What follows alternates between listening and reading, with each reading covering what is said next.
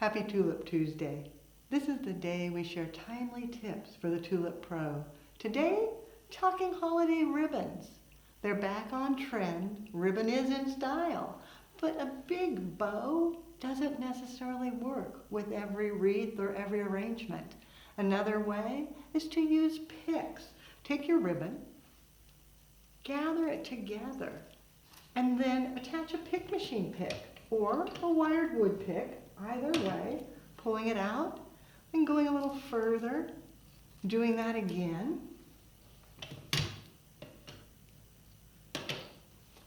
And then coming down, giving it a cut. Maybe dovetail it so you have a nice polished finish. Then rather than adding in a big bow, using your glue gun,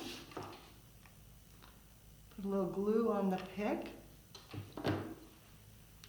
and then just insert that right down into the wreath, letting it come out, coming back, next pick, a little bit of glue,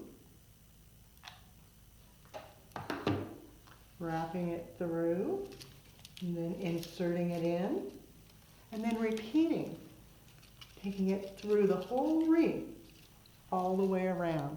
Now you know, a fun alternative to professional use of ribbon.